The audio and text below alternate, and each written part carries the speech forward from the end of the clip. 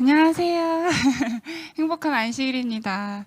네, 오늘 금요일 저녁부터 내일 저녁까지는 하나님께서 우리와 특별히 만나시고 우리 모두에게 복을 내려주시는 안식일이에요. 네, 이 안식일 날 정말 하나님이 주시는 특별한 복을 많이 받으시기 바랍니다.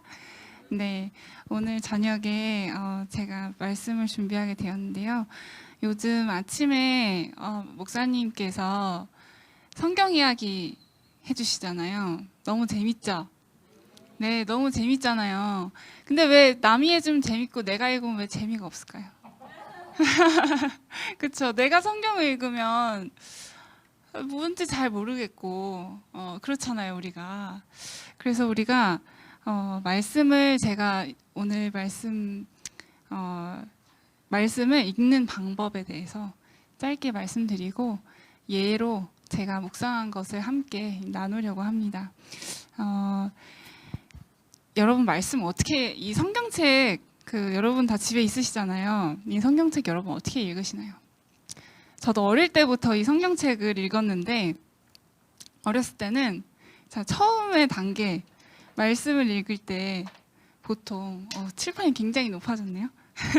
말씀을 읽을 때 처음에는 그냥 읽어요. 그냥 읽는다. 그쵸? 태초에 하나님이 천지를 창조하시니라. 아, 그렇구나. 첫째 날 빛이 있으니라. 그렇구나. 이러면서 그냥 읽습니다. 우리가 읽으면서 첫 번째 단계예요. 저희 모두가 이렇게 시작하는 것 같아요. 저도 어렸을 때 그렇게 시작했고. 읽으면서 이런 구절이 나와요. 마음에 정말 닿는 구절이 있어요. 마음에 닿는 구절.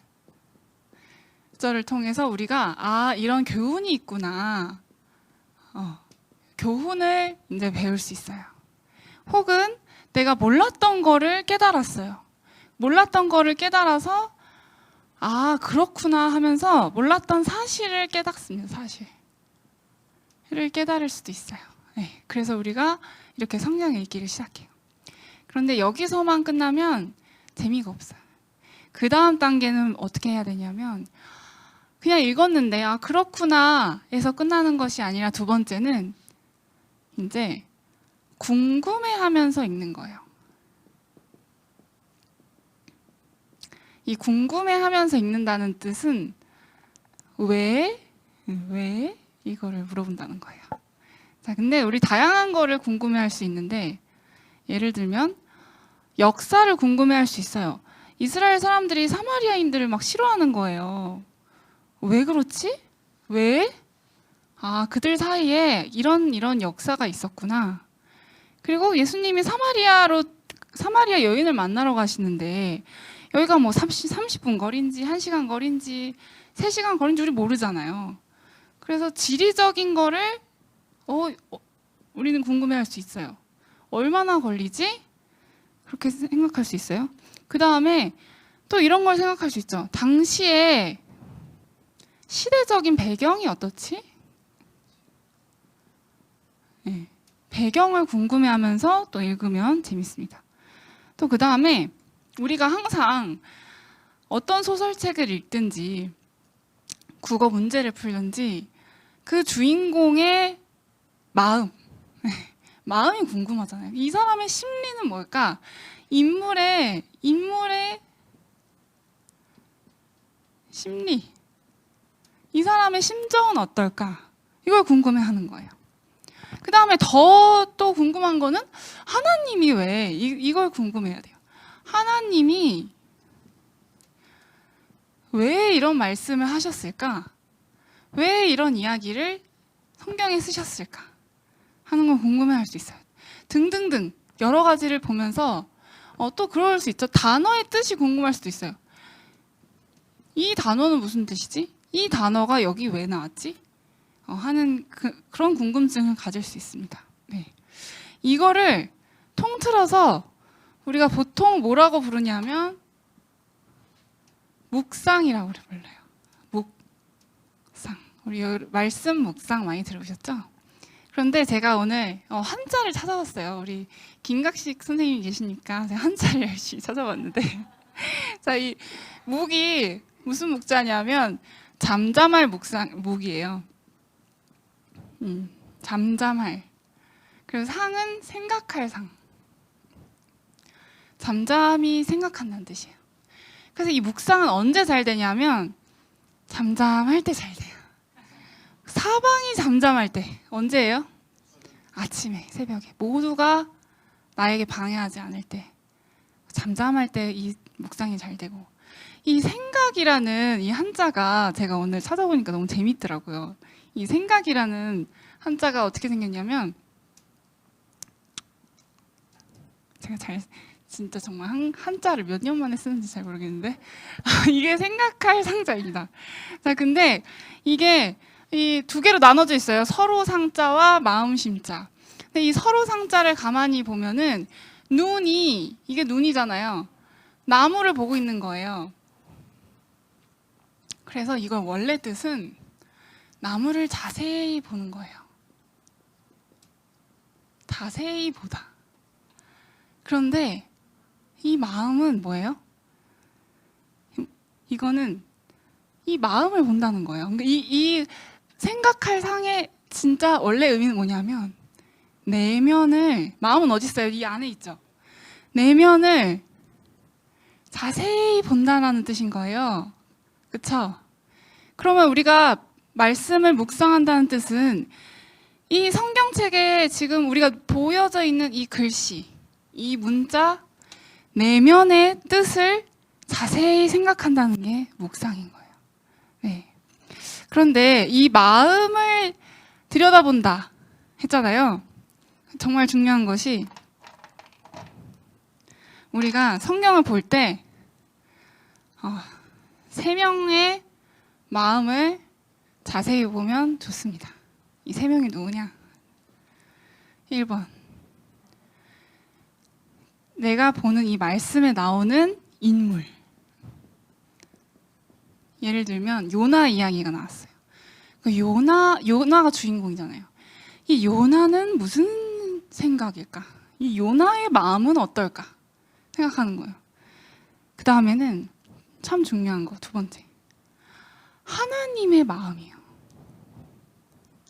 하나님이 아담과 하와가 죄를 범했을 때 찾아와서 아담아 어디 있느냐라고 물으셨어요. 이때의 하나님의 마음은 어떨까?를 궁금해하는 거예요. 자, 근데 더 중요한 거, 세 번째. 맞았어요. 나의 마음을 보는 거예요. 나는 지금 어떻지? 내 마음은 어땠지? 내 마음을 생각하는 거예요. 네. 그런데 내 마음을 들여다볼 때 나도 모르는 나의 마음을 알게 해주시는 분이 있어요. 그분이 바로 성령님이세요. 우리가 말씀을 볼 때 나는 내가 누군지 모르고 살거든요. 근데 나의 형편과 처지를 알게 해주시는 분은 성령님이세요. 내 인간의 차원이 아니에요. 그래서 우리가 말씀을 보기 전에 항상 기도해야 돼요. 하나님, 이 말씀 속에서 보여주세요. 제가 들어야 할 하나님의 음성을 알려주세요. 하면서 기도하면서 볼 때 하나님께서 알게 해주세요. 근데 잘 들여다보면 점점 어떻게 되냐면 이 인물의 마음과 내 마음이 비슷해. 연결이 됩니다. 연결이 되고 공감이 가는 거예요. 그러면서 어떻게 되냐면 성찰을 하게 됩니다. 내가 이랬구나. 내 죄를 깨닫기도 하고 아니면 하나님은 어떤 분이구나 라는 걸 깨닫기도 합니다. 그러면서 우리에게 일어나는 일이 회개예요. 회개. 이게 묵상에서 일어나는 일입니다. 근데 여기서만 끝나도 아쉬워요. 다음에는 어디로 가야 되냐면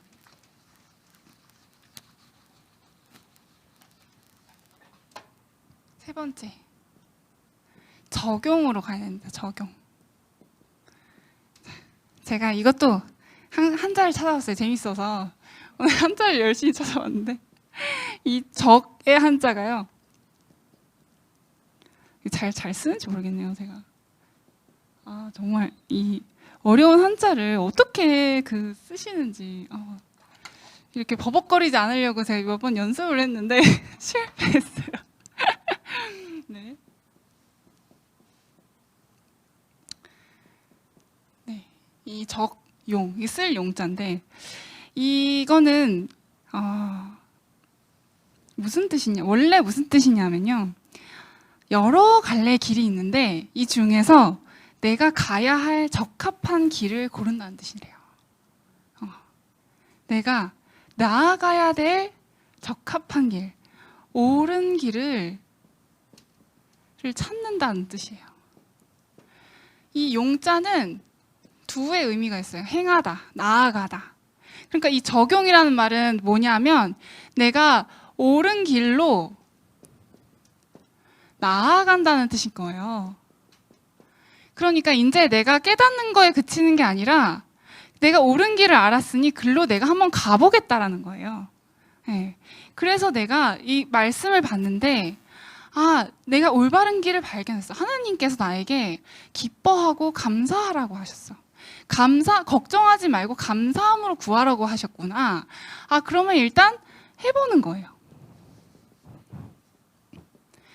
이 내가 말씀 속에서 읽은 것 중에 딱 한 가지라도 내가 내 삶에서, 내 일상에서 해보는 거예요. 근데 예를 들면 저 같은 경우에는 이겁니다.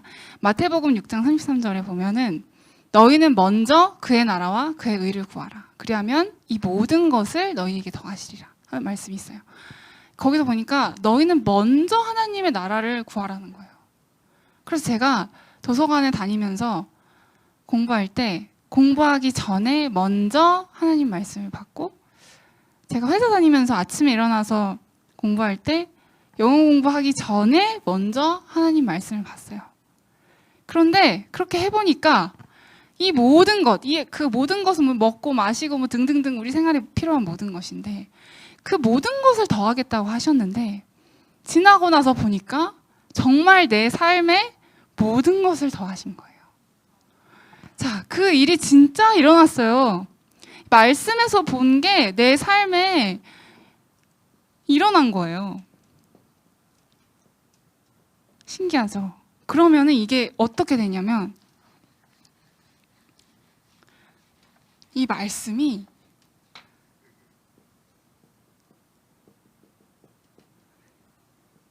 이게 내 삶이 되는 거예요. 자, 그 이야기 속의 인물의 그 마음이 내 마음이 되고 그 말씀에 있는 말씀이 내 삶에 일어나면서 이 성경책은 남의 얘기가 아니라 내 얘기가 되는 거예요. 그러면 여러분 세상에서 누구 얘기가 제일 재밌어요? 내 얘기 제일 재밌어요. 여기 오시는 환우분들 60대 이상 되신 환우분들은 앉혀놓고 얘기 시작하면 언제 끝날지 몰라요. 그만큼 내 얘기가 할 게 너무 많아. 대본도 없는데 주구장창 그거 한 100번 반복해도 질리지 않아요. 저희 외할아버지가 인천 상륙작전을 하셨는데 제가 살면서 제가 30년 조금 넘게 살았는데 할아버지 인천 상륙작전 얘기를 진짜 한 100번 이상 들은 것 같아요. 그만큼 내 얘기는 너무 재밌고 해도 끝이 없고 너무 신나. 너무 재밌어. 근데 이 말씀이 내 삶에 일어나면 이게 내 이야기가 되면 성경이 어때요? 너무 재밌어지는 거예요. 네, 이 예를 제가 한번 들어드리겠습니다. 이렇게 얘기하면 잘 모르잖아요. 그렇죠? 요즘에 이제 창세기와 넘어서 이제 출애굽기를 하고 계신데 창세기에 보면 정말 이해 안 되는 이야기가 있습니다. 정말 너무 추접스러운 읽기가 부끄러운 그런 이야기가 있어요.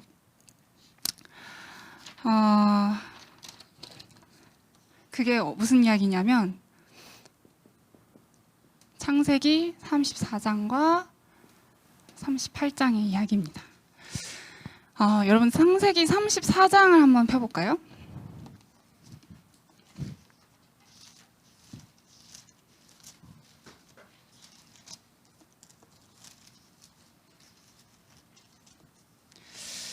네, 1절에 보면 레아가 야곱에게 낳은 딸 디나가 그 땅의 딸들을 세겜 땅입니다. 여기가 그 땅의 딸들을 보러 나갔더니 히위 족속 중 하몰의 아들 그 땅의 추장 세겜이 그를 보고 끌어들여 강간하여 욕되게 하고.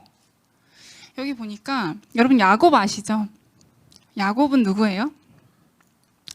아브라함, 이삭, 야곱. 그러니까 하나님의 아브라함이 그 믿음으로 딱 출발했잖아요. 가나안으로. 그러니까 완전 믿음의 조상인 거예요. 아브라함은 아브라함의 손자죠. 야곱이. 그 야곱의 그 신실한 야곱의 딸인 디나가 나옵니다. 근데 디나가 외동딸이었어요. 그런데 세겜성에 놀러 갔다가 그 땅의 추장의 아들에게 강간을 당하는 거예요. 그래가지고 이 34장의 내용을 보면은 그 시므온과 레위 디나의 오빠들이 너무너무 화가 나가지고 그 세겜 사람들이 근데 그 강간한 그 세겜이 이 디나를 너무 사랑한 거예요. 너무 사랑해서 이제 야곱한테 와서 당신의 딸을 나에게 달라 이렇게 했는데 그 아들들이 그 세겜 사람들을 속여요. 그래 주겠다 라고 말해놓고 그 대신 너희가 할례를 받아라. 할례는 포경수술입니다.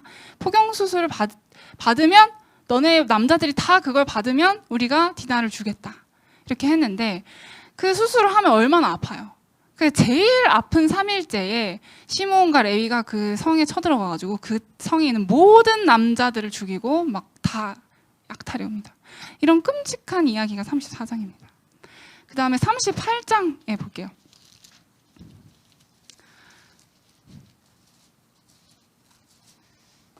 38장은 유다와 다말 사건입니다. 유다. 이 유다도 야곱의 네 번째 아들입니다. 네 번째 아들. 그런데 이 유다와 다말 사건 여러분들이 설교 때 들으셨죠? 이 유다가 이 스토리가 어떻게 되냐면 자기 형제들로부터 떠나 내려가서 아둘람 사람 히라와 가까이 하니라. 유다가 야곱의 집에 살다가 이 사람들은 다 양을 쳤어요. 아들들은. 근데 자기 형제들을 잠시 떠났어. 떠났는데 아둘람 사람 히라라는 사람과 친하게 된 거예요. 근데 이 아둘람 사람은 하나님의 백성이 아니죠. 이방 사람과 그 친구를 맺게 된 거예요. 그런데 그 2절에 보니까 그쪽 사람들과 가까이 지내다 보니까 거기서 누굴 만나요? 자기 아내를 만난 거예요. 가나안 사람 수아라는 자의 딸을 보고 그를 데리고 동침하니. 그러니까 이방 사람이랑 결혼까지 한 거예요. 그런데 아들을 낳았어요. 아들을 3명을 낳는데 장자 엘을 위해서 이제 다말이란 며느리를 들여와요. 근데 장자가 하나님 보시기에 너무 악함으로 죽이니라. 첫째가 죽고, 근데 둘째도 죽었어요. 근데 둘째도 죽었는데 조금 있다 자기 아내도 죽었어요. 그러다가 이제 유다가 다말의 게임에 넘어가서 자기 며느리와 그런 관계를 하게 되면서 그게 폭로가 나게 되고 정말 수치스러운 일을 겪게 되는 것이 이 38장의 내용입니다. 그러니까 이 내용을 봤을 때 너무 왜 성경에 이런 이야기가? 라는 생각을 했어요. 이걸 읽어도 전 이해하지 못했습니다. 자, 그런데 이 이야기를 가만히 보니까 가만히 한번 더 들여다보기로 했어요. 자, 이 첫 번째 여기 나오는 인물이죠, 인물. 디나와 유다가 있어요. 근데 이들의 공통점이 있는데 이 둘 다 야곱의 자녀예요. 자식. 자, 그 다음에 이 디나는 외동딸이었고 유다는 넷째 아들이었고.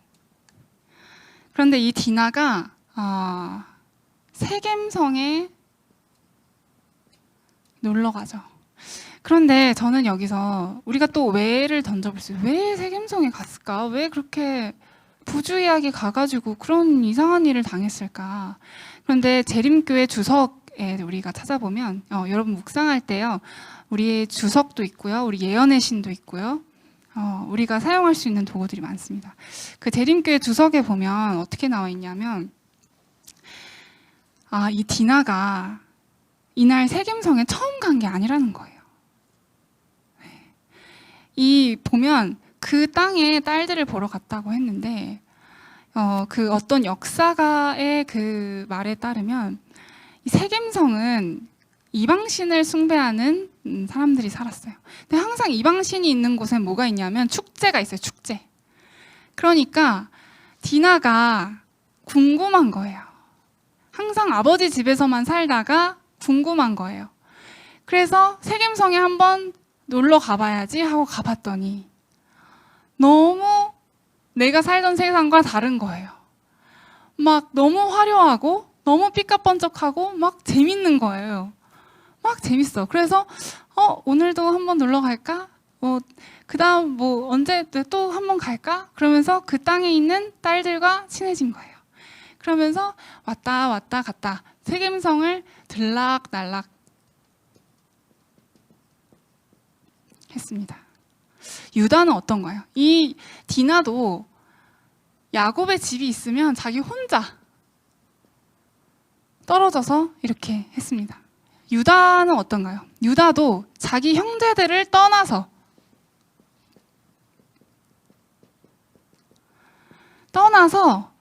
누구와 친해졌냐면 아둘람 사람 히라와 친해졌고 가나안 여자를 아내로 맞았어요. 네. 이거를 봤을 때 이 유다도 왜 이 사람이랑 친해진 거예요? 왜 가나안 여자랑 만난 거예요? 내가 맨날 아버지 집에서 제사만 지내다가 항상 비슷한 사람들끼리만 모이다가 아둘람 사람 히라를 봤더니 나와 생각하는 것도 다르고 먹는 것도 다르고 사는 것도 다르고 뭔가 신기한 거예요. 가나안 여자는 좀 더 매력적인 거예요. 네. 여러분 이거랑 똑같아요. 여러분 예배 드리는 게 재밌나요? 아니면 드라마 보는 게 재밌나요? 드라마가 재밌잖아요. 이 디나가 여기 왜 갔어요? 재밌잖아요. 드라마 보러 갔어요. 여러분 여기 풀떼기가 맛있어요. 막 갈비가 맛있어요? 갈비가 맛있잖아요. 그렇죠?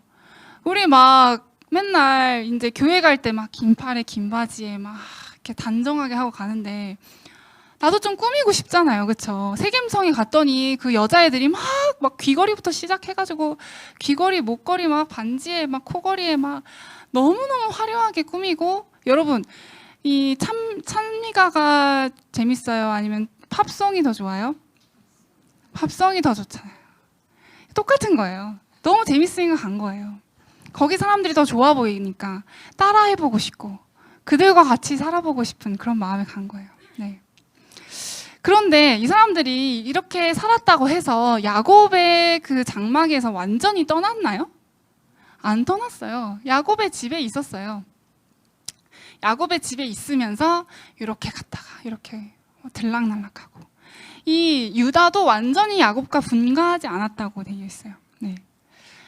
그런데 이렇게 한 결과가 뭐였냐면 이 디나는 강간을 당했고 이 유다는 첫째 아들이 죽고 아내가 죽고 마지막에 정말 다말의 사건까지 생겼습니다. 자, 이게 이 인물들의 상태입니다. 그런데 이거를 자세히 더 의미를 따져볼게요. 야곱의 자녀라는 게 무슨 오늘날로 표현하면 뭘까요? 네, 하나님의 백성이에요. 이 디나와 유다가 뭐예요?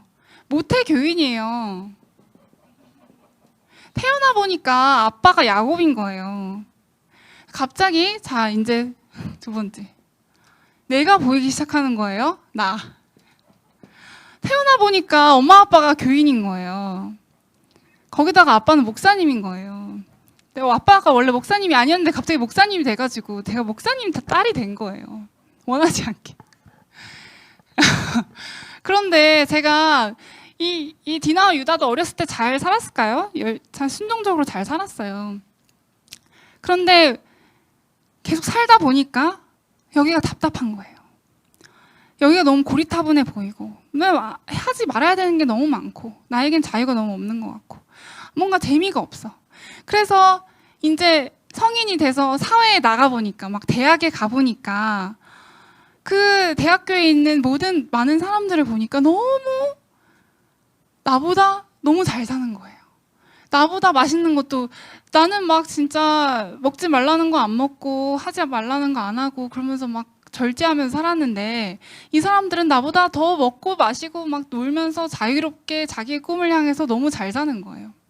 그러니까 그 사람들이 너무 좋아 보이는 거예요. 왜 나는 그들과 같지 않지?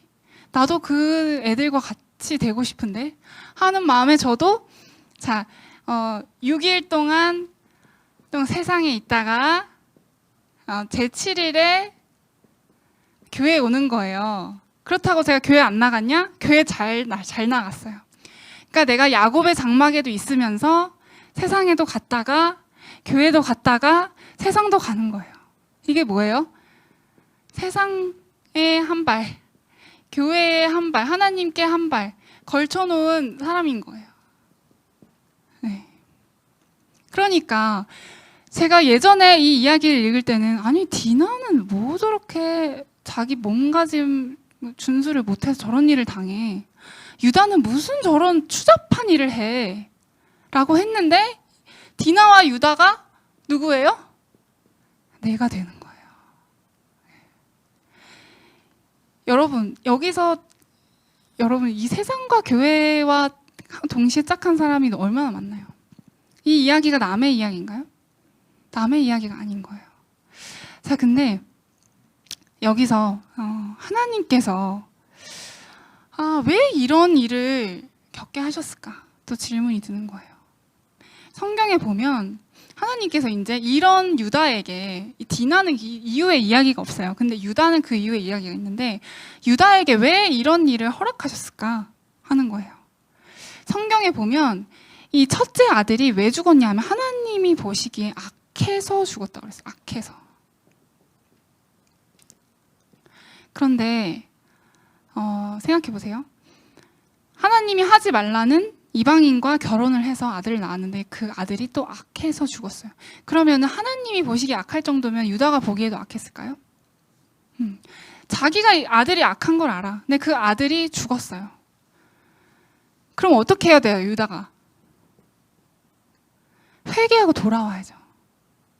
하나님께 내가 하나님이 금지하시는 이 결혼을 해서 이 아들을 악하게 길렀으니 내가 하나님으로부터 너무 많이 떠났군요.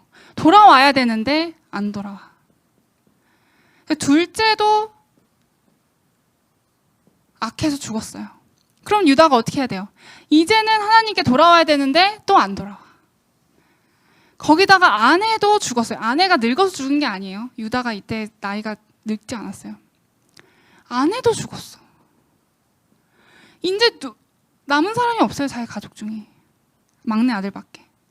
이런 공고한 형편이 됐으면 여러분 어떻게 해야 돼요? 여러분도 지금 공고한 형편이 돼서 이든벨리 와서 비로소 하나님 찾잖아요. 그럼 이 유다도 어떻게 해야 돼요? 유다가 하나님 찾아야지. 근데 유다가 안 찾아요. 유다가 안 돌아와. 그래서 마지막으로 이거 하나님이 고난을 주셨다기보다 허락하신 거라고 말할 수 있겠지만 이 다말의 사건을 허락하십니다. 다말. 근데 사실은 이 다말은 유다 입장에서 이렇게 생각했어요. 첫째 며느리로 내가 들였는데 아들이 죽었어. 원래 자기 아들이 잘 못 되면 다 누구 탓해요? 며느리 탓해요. 둘째랑 이제 붙여줬더니 둘째도 죽었어. 그러니까 이 다말은 정말 자기 아들을 잡아먹는 귀신인 거예요. 너무 미운 거야. 이 다말만 갖다 하면 아들이 죽는 거예요. 그러니까 원래 셋째도 장성하면 다말에게 줘서 아들을 낳게 해야 돼요. 이 시대에는, 이 시대적 배경을 보면 여자는 남편과 자식 없으면 살아갈 길이 없어요. 그런데 어떻게 보면 이 유다한테 다말에 대한 책임이 있거든요. 이 다말을 자기 가족이 됐으니까 이 다말을 살게 해줘야 되는 책임이 있는데 이 유다가 다말이 너무 미우니까 이 막내 아들을 줘야 되는데 안 주는 거예요. 그리고 이 다말 보고 어디 가 있으라고 하냐면 친정에 가 있어. 딥나인가요? 네. 너 친정에 가 있어라고 한 거예요. 그러니까 사실 유다가 잘못한 거죠. 근데 이 다말은 유다에게 다말은 어떤 존재냐? 언젠가는 풀어야 될 숙제예요. 언젠가 해결해야 될 숙제예요. 사실은 다말은 유다에게. 그렇죠? 그래서 이 유다가 다말을 친정에 보낸 거는 내가 일단 괴로우니까 외면하겠다는 거예요. 내가 회피하겠다는 거예요. 이 책임을. 근데 사실은 이 유다도 생각하고 있었을 거예요. 언젠가는 이 다말을 해결해야 되는데. 근데 이거를 우리에게 적용시켜보면 어떻게 될까요? 우리에게도 다 이런 게 있거든요. 우리에게도 언젠가는 해결해야 될 문제가 우리 마음속에 하나씩 있어. 이게 나의 죄의 문제든 아니면 내 인간관계의 문제든 아니면 어떤 특별한 게 될 수 있겠죠. 경제적인 문제가 될 수도 있고 하여간 해결을 해야 되는데 유다는 이걸 회피하고 있고 유다는 지금 두 아들이 죽고 아내까지 죽으니까 남은 게 없어. 너무 진짜 처참한 심정에 이제 하나님께 돌아와야 되는데 다말한테 꼬인 이유가 뭐예요? 술 마시고 제정신이 아닌 상태에서 다말 입장에서는 내 살 길 내가 찾아야겠다. 근데 마침 시아버지가 우리 동네로 온대 하니까 이 다말이 창녀의 분장을 하고 앉아 있었던 거예요.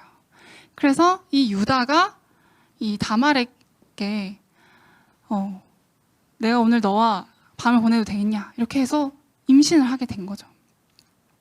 그랬는데 우리가 얘기 들은 것처럼 이 다말이 머리가 좋게 그 대신 값으로 도장과 끈과 지팡이를 나한테 달라 이렇게 하고 관계를 맺고 잠적해버려요. 그래서 이제 그 다음날 이 다말을 찾으려고 보니까 다말이 없어. 그러니까 유다가 어떻게 하냐면 그냥 잠잠히 내버려 두라. 내가 부끄러움을 당할까 하노라.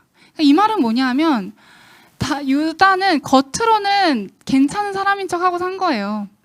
근데 이 부끄러운 일이 알려지기는 원하지 않은 거예요. 그래서 그렇게 잠잠히 있는데 3개월 후에 이 다말이 임신했다는 소식을 들으니까 유다가 그렇지 이런 나쁜 며느리가 진짜 다른 남자와 임신을 했네. 이때야말로 이 평생 숙제였던 다말을 내가 처치할 수 있는 좋은 기회다. 다말을 끌어내라 했는데 다말이 어떻게 해요? 내 아이의 주인이 이걸 줬습니다 하면서 딱 내미는데 거기에 뭐가 있어요? 자기 이름이 있는 거예요. 그러니까 이거는 완전히 자기의 죄가 낱낱이 폭로된 사건인 거예요. 이 유다의 그때의 심정이 어땠을까요? 내 죄가 만천하에 드러났어. 그 전까지는 내가 꽁꽁 싸매고 다녔어요.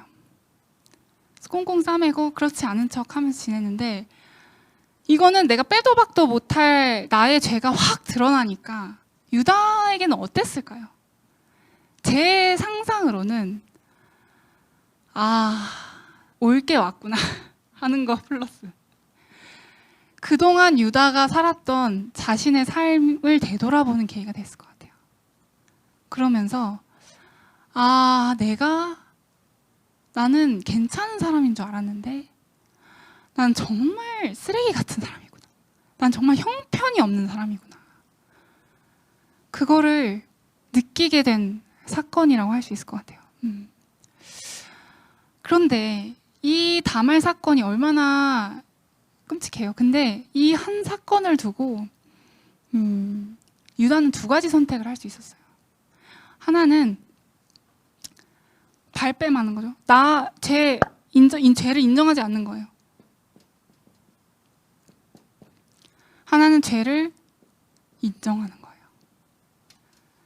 자, 근데 이 똑같은 사건을 두고 사단과 하나님은 각각의 목적이 있었어요. 자, 정말 곤란에 빠뜨렸잖아요, 유다를. 사단은 어떻게 하려고 했을까요?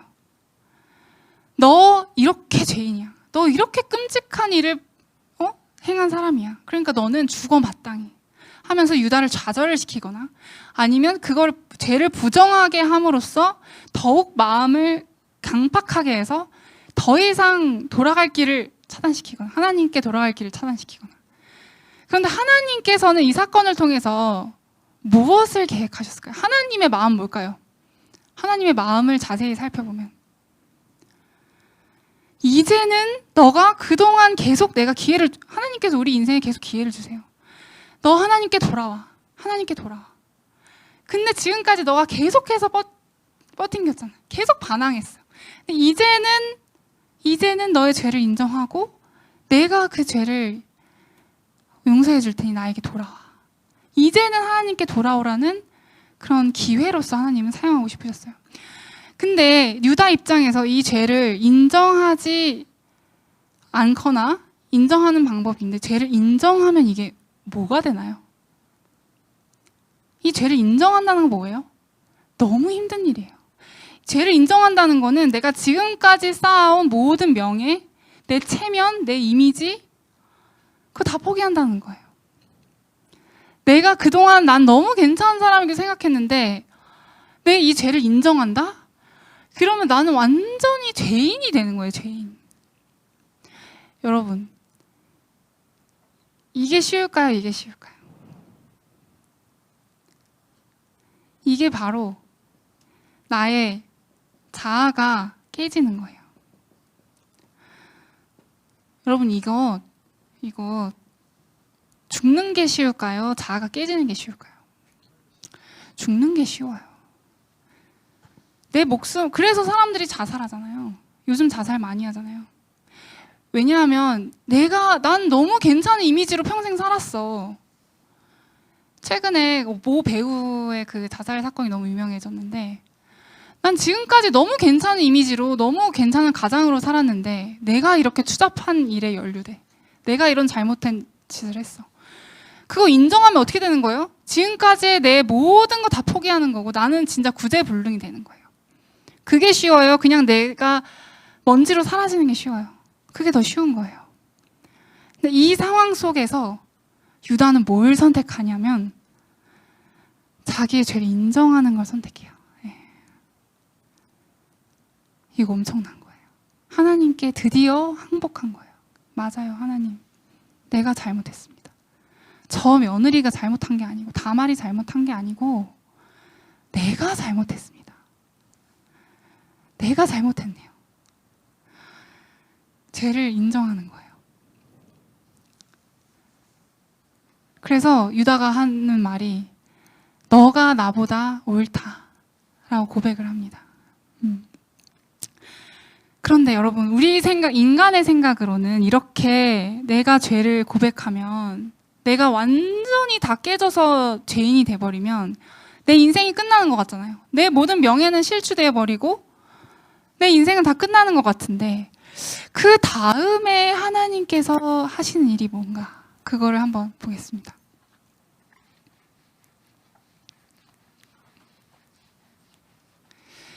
이 다말 사건 이후에 성경에 유다의 이야기가 나오는데 이 유다가 완전히 다른 사람이 되는 거예요. 유다가 나중에 요셉 이야기에 보면 요셉의 이제 궁전에 갔을 때 베냐민을 대신해서 내가 모든 죄를 지겠습니다. 완전히 죄인을 대신해서 중보하는 예수님의 대리자로 유다가 나옵니다. 그리고 이 유다가 창세기 마지막 장에 이제 그 유언을 하는 걸 보면 야고보의 유언을 하는 거 보면 뭐라고 나오냐면 창세기 몇 장이죠? 49장에 한번 볼게요.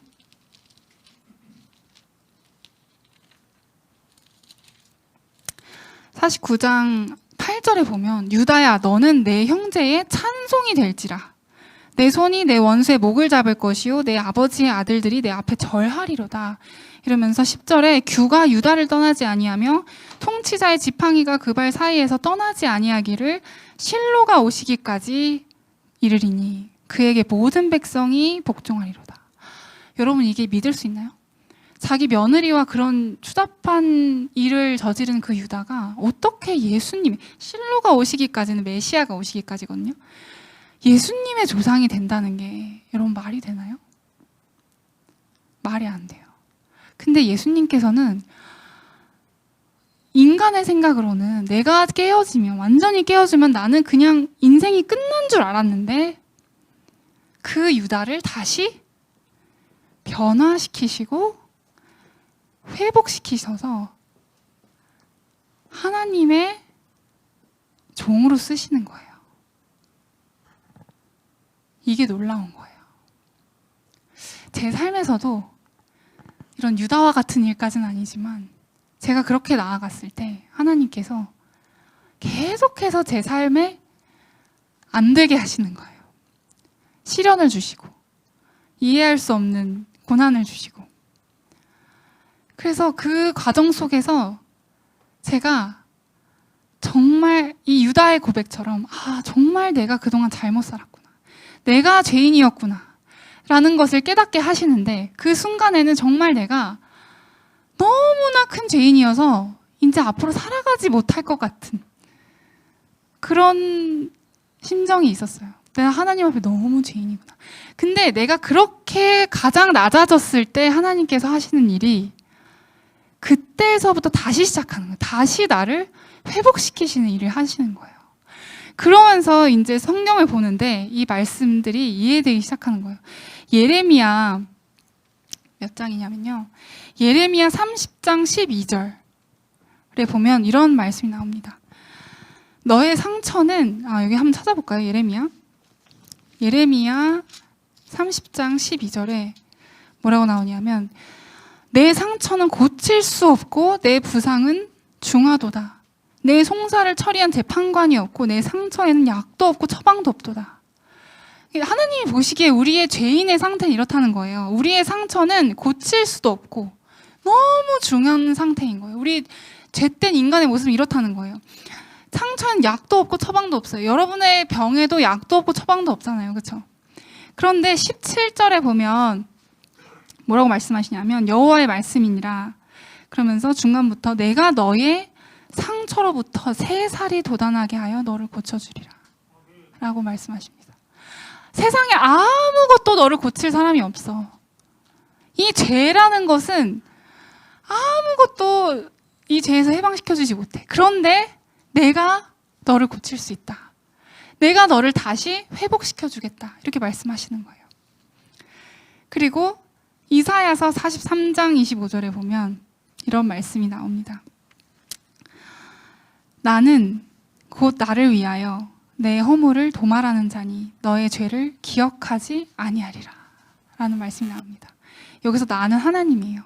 하나님이 나는 나를 위하여 너의 허물을 도말하는 자니, 하나님이 하나님 자신을 위하여 우리의 허물을 도말하신다는 거예요. 저는 이 말씀이 이게 무슨 뜻이야? 이해가 안 갔어요. 그런데 26절에 더 놀라운 말씀은 너는 나에게 기억이 나게 하라. 우리가 함께 변론하자. 너는 말하여 네가 의로움을 나타내라. 이러시는 거예요. 무슨 말이냐면, 나 너의 죄 다 까먹었어. 기억이 안 나. 우리가 함께 변론하자. 너의 의로움을 나한테 나타내봐. 이렇게 말씀하시는 거예요. 여러분, 왜 하나님은 본인을 위하여, 당신을 위하여 우리의 허물을 왜 나를 위해서 내 죄를 도말하시면 이해가 되는데 왜 하나님 자신을 위해서 우리의 죄를 도말하실까요? 이거는 하나님께서 나와 함께 하고 싶으신 그 마음인 거예요. 하나님께서는 뭐와 함께 할 수 없어요? 죄와 함께 할 수 없어요. 근데 나에게 죄가 있으면 하나님이 나와 함께 못해. 그러니까 난 너와 너무 함께 하고 싶으니까 난 너의 죄 다 용서해 줄게. 나 용서해 준다는 건 뭐냐면 내가 기억하지 않는다는 거예요. 기억이 나게 해라. 난 너의 죄 기억하지 않는다. 기억나지 않는다. 우리는 남의 죄는 막 다 기억하고 내 죄는 기억 못 하잖아요. 근데 하나님은 너 한 번도 죄 지은 적 없는 것 같이 내가 너를 대한다는 거예요. 그리고 너의 의로움을 나타내라는 게 아니라 내가 너에게 준 의로움을 나에게 보여라, 이 말씀이에요. 그러니까 우리 생각에는 하나님은, 우리 인간적인 생각에 하나님은 사람이 죄 지면 벌 주고 그걸로 고통받게 막 지옥에서 벌 주는 하나님 이렇게 생각하는데 그건 전혀 아닌 거예요. 우리는 하나님을 잘못 알고 있었던 거예요. 하나님은 막 죄 지었다고 우리를 벌 주고 막 고통스럽게 하고 고난 가운데 빠지게 하는 하나님이 아니라 그 죄 속에서 우리를 건져내서 그때부터 다시 새로운 피조물로 거듭나서 유다처럼 하나님의 종으로 쓰시겠다는 하나님의 사랑의 약속인 거예요. 이 성경은. 네. 너무 놀랍지 않나요? 네. 그래서 우리가 정말 제 삶 속에서도 이거를 경험하고 나니까 저도 제가 가장 낮아졌을 때 하나님께서 저를 사용하시기 시작하더라고요. 저는 정말 학교 다닐 때 이렇게 앞에 나와서 발표한다는 건 상상도 못할 일이었는데 하나님께서 하시니까 하게 하시는 거예요. 네. 하나님께서, 저는 이런 곳에서 일한다는 생각을 한 번도 저는 해본 적이 없는데 하나님께서 모든 걸 예비하시고 저를 이곳으로 인도하셔서 하나님께서 저를 기르시고 하나님께서 저를 교육시키시고 내가 할 수 없는 일들을 하나님께서 하게 하시는 거예요. 그러니까 이거는 완전히 하나님께서는 위기를 완전히 역전의 기회로 쓰시는 거예요. 하나님께서 그러면 이 이야기를 이 성경에 왜 기록하셨는가? 첫 번째는 그거겠죠. 그렇게 우리의 마음이 세상과 하나님 사이에서 나뉘어진 마음을 가졌을 때 우리에게 어떤 일이 일어나는지 그렇게 하지 말고 나에게 돌아오라 라는 말씀. 또 이 유다의 사건을 통해서 사람에게 있어서 희망은 유다가 이렇게 예수님의 조상이 된 게 유다가 그의 생애가 완전히 흠이 없어서냐, 그게 아니라는 거예요. 그 사람에게 희망은 그의 삶에 무결해서가 아니라 어떤 죄를 짓더라도 그거를 의롭게 하시고 용서하시고 의롭게 하시는 하나님의 은혜에 우리의 모든 희망이 있다라는 거예요. 그래서 유다가 할 수 있다면, 유다가 변화되고 유다가 하나님의 종이 되었다면 누구도 할 수 있다? 나도 할 수 있다. 여러분, 유다보다 추잡한 죄 저지르셨어요? 아니잖아요. 우리도 할 수 있다는 거예요.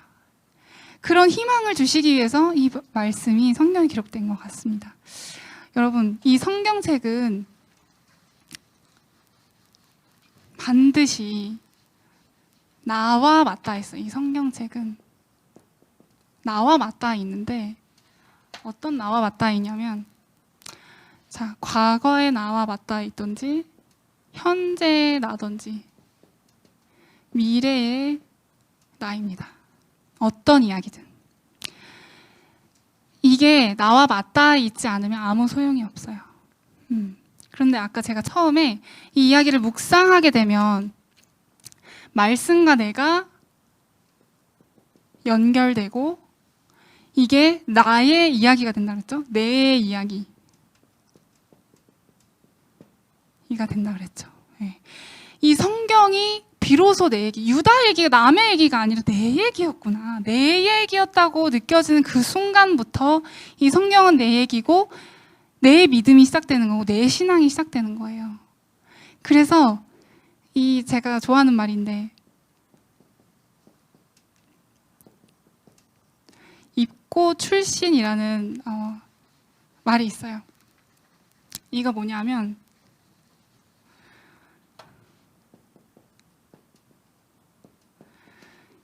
옛 것으로 들어가서 새 것으로 나온다는 거예요.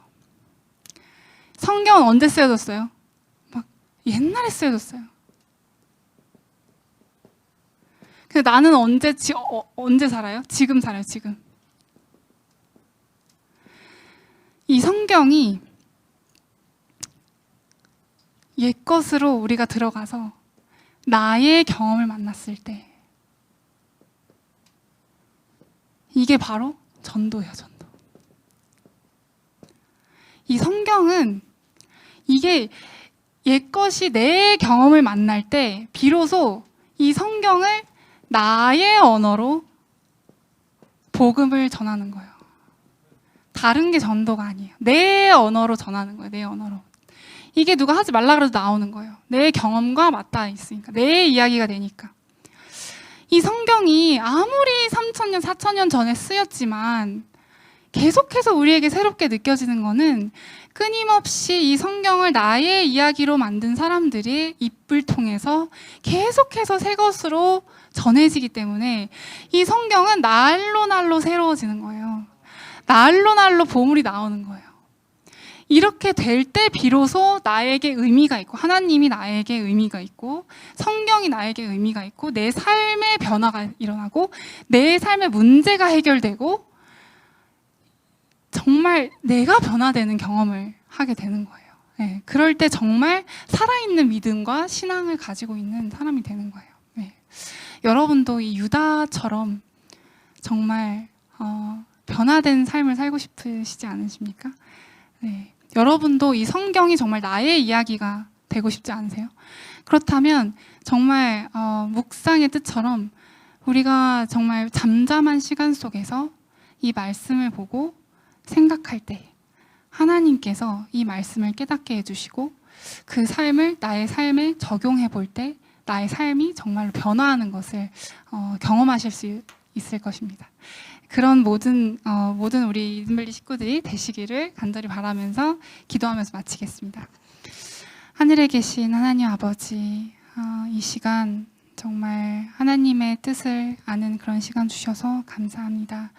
이 성경책이 우리에게 더 이상 따분하고 지루한 책이 아니라 우리에게 정말 생명을 주는 책이고 우리의 삶과 맞닿아 있고 정말 나의 이야기가 쓰여져 있는 그런 책이 우리에게 될 수 있도록 도와주세요. 우리가 매일의 삶 속에서 시간을 내고 이 말씀을 연구하고 하나님께서 우리의 마음속에 우리의 죄를 깨닫게 하여 주심으로 우리가 날로 이 말씀으로 새로워지는 저희들 모두가 될 수 있도록 도와주세요. 그래서 우리 모두가 정말 나의 언어로 나의 목소리로 예수님을 증거하는 증인이 될 수 있도록 도와주시기를 예수님의 이름으로 기도드립니다.